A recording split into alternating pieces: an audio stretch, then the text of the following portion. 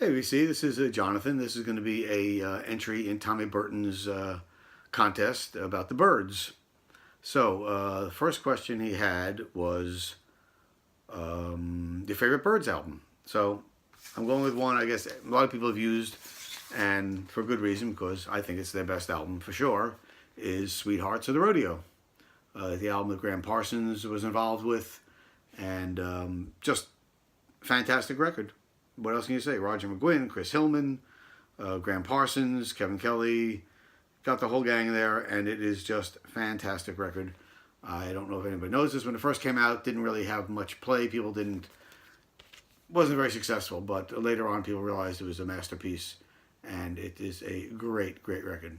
Real happy to have this clean copy in my collection. So yeah, best Byrds album for sure is Sweethearts of the Rodeo.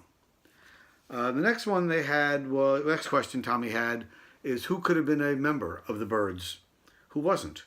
So I started thinking, and if you don't know the first Byrds single, "Mr. Tambourine Man," the only musician to play on that who was the Byrds was Roger McGuinn. The rest of the band was not really adept yet, and they decided they couldn't record them. They weren't ready to be recorded, so they brought in the Wrecking Crew, which were a group of studio musicians from L.A. And this next guy was not on that album, but was part of the Wrecking Crew, and I think would have made a great addition to the Byrds.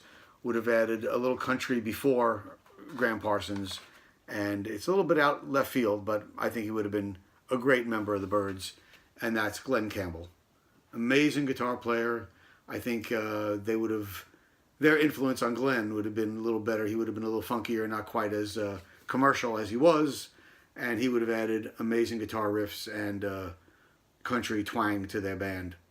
So I think it would have been a great addition to the Byrds. Glen Campbell, part of the Wrecking Crew.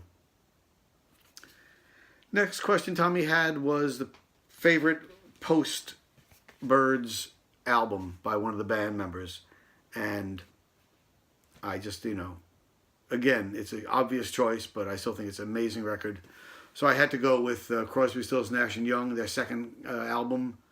I don't know if it's because Neil Young added so much to the band itself, but this is the original with the Pebbles cover.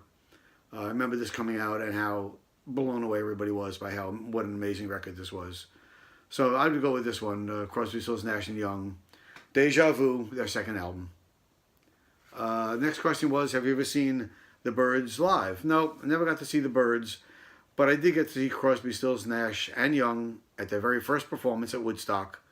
Yes, I was there at Woodstock, and that's the only time I got to see them. The other time I saw David Crosby when I was working at Whole Foods here in Portland, Maine, and on a Sunday morning, this guy's walking around the store, and I look over, and it's David Crosby. He comes up to me and asks me a question about the store. I told him where he can get what he was looking for, and that was my close encounter with greatness. They were playing. Obviously, they played in Portland on Saturday night. This was Sunday morning, so yeah, I got to see David Crosby for a little bit.